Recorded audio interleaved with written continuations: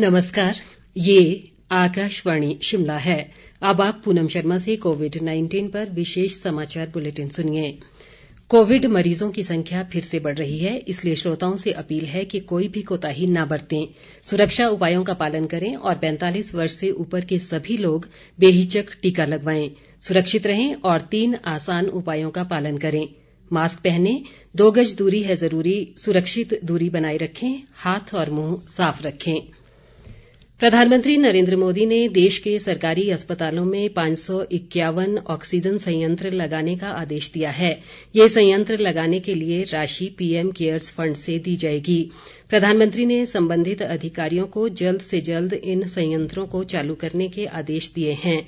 प्रधानमंत्री कार्यालय ने कहा है कि विभिन्न राज्यों और केंद्र शासित प्रदेशों के जिला मुख्यालयों में चिन्हित सरकारी अस्पतालों में ये संयंत्र लगाए जाएंगे। केंद्र सरकार ने बढ़ते कोरोना संक्रमण पर कारगर नियंत्रण के लिए राज्यों और केंद्र शासित प्रदेशों को संक्रमण ग्रस्त जिलों में कड़ी कार्रवाई और स्थानीय कंटेनमेंट उपाय करने की सलाह दी है। स्वास्थ्य मंत्रालय ने कहा है कि संक्रमण की श्रृंखला तोड़ने के लिए 14 दिन की अवधि के लिए स्थानीय नियंत्रण क्षेत्र यानी कंटेनमेंट जोन बनाया जा सकता है।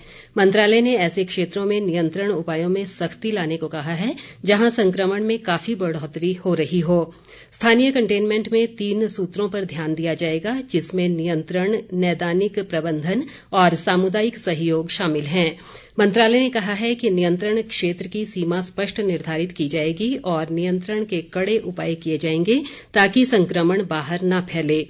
लोगों के आपस में मिलने जुलने पर पाबंदी लगाकर संक्रमण को नियंत्रित करना होगा। सामाजिक, राजनीतिक, खेल, मनोरंजन, शैक्षिक, धार्मिक आयोजनों से जुड़ी सभाओं और सम्मेलनों पर प्रतिबंध रहेगा।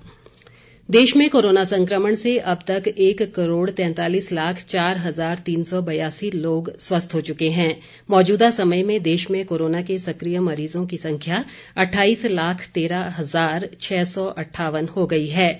देश में कोरोना संक्रमितों की कुल संख्या 1,73,13,163 तक पहुंच गई है। संक्रमण से अब तक देश भर में 1,95,123 लोगों की मौत हो चुकी है। बीते 24 घंटों के दौरान देश में कोरोना के 3,52,991 नए मामलों की पुष्टि हुई है, जबकि 2,19,272 लोगों ने कोरोना से जंग जीती है। इस बीच देश में अब तक 14,19,11,223 लोगों को कोविड के टीके लगाए जा चुके हैं। बीते 24 घंटों के दौरान देश भर में 9,92,288 लोगों का टीकाकरण किया गया। इधर प्रदेश में कोरोना के मामलों में वृद्धि लगातार जारी है। राज्य में आज अभी तक कोरोना के 695 नए मामले सामने आए हैं। इस दौरान 916 मरीज स्वस्थ भी हुए हैं। कोरोना संक्रमण के सर्वाधिक 180 मामले शिमला जिला में दर्ज किए गए। इसके अलावा सोलन में 135, कांगड़ा में 113, हमीरपुर में 107, मंडी में 67, सिरमौर में 71, कुल्लू में 19 जबकि किन्नौर में 3 मामलों की पुष्टि हुई है। प्रदेश में कोरोना के कुल मामलों की संख्या बढ़कर 88,196 हो गई है। इनमें से 13,344 मामले सक्रिय हैं, जबकि 73,478 लोगों ने कोरोना को मात दी है। राज्य में कोरोना से अभी तक 1,335 लोगों की मृत्यु हो चुकी है।